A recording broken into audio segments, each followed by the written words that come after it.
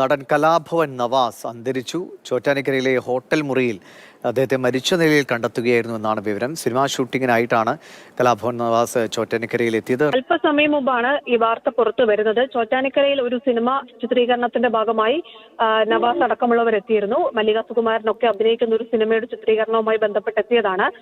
വൃന്ദാവൻ ഹോട്ടലിൽ താമസിക്കുകയായിരുന്നു. ഈ ചെക്കൌട്ടിന്റെ സമയമായിട്ടും നവാസിനെ പുറത്തു കാണാത്തതിനെ തുടർന്ന് ഹോട്ടലിലെ ജീവനക്കാരാണ് മുറി തുറന്ന് അകത്ത് കയറിയത്. അപ്പോഴാണ് കട്ടിലിന് താഴെയായി ബോധരഹിതനായി കിടക്കുന്നത് കണ്ടത്. ഉടൻ തന്നെ ചോറ്റാനിക്കരയിലെ ആശുപത്രിയിൽ എത്തിച്ചെങ്കിലും മരണം സ്ഥിരീകരിക്കുകയായിരുന്നു. ഈ ഹോട്ടൽ മുറിയിൽ വെച്ച് തന്നെ മരണം സംഭവിച്ചിട്ടുണ്ട് എന്നതാണ് മനസ്സിലാക്കാൻ കഴിയുന്നത്. ആശുപത്രിയിലെത്തി അത് ഉറപ്പിക്കുകയും ചെയ്തു. ചോറ്റാനിക്കര പോലീസ് അടക്കം സ്ഥലത്തെത്തിയിട്ടുണ്ട്.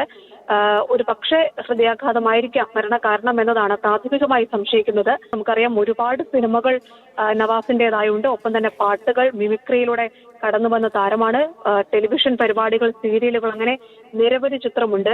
ജൂനിയർ മാൻഡ്രേക്ക് അടക്കമുള്ള, മാട്ടുപ്പെട്ടി മച്ചാൻ അടക്കമുള്ള എത്രയോ സിനിമകളിലൂടെ വന്നതാണ്. ഏറ്റവും അവസാനമായി ഡിറ്റക്റ്റീവ് ഉജ്ജ്വലൻ മികച്ച പ്രകടനം കലാഭവൻ നവാസ് കാഴ്ചവെച്ച സിനിമയാണ്. എന്തായാലും അപ്രതീക്ഷിതമായ വാർത്തയാണ്. കാരണം സിനിമയുടെ ചിത്രീകരണത്തിനായി എത്തി ആ ചിത്രീകരണം കഴിഞ്ഞ് മടങ്ങാനിരിക്കെയാണ് ദാരുണമായി വാർത്ത പുറത്തു വരുന്നത്.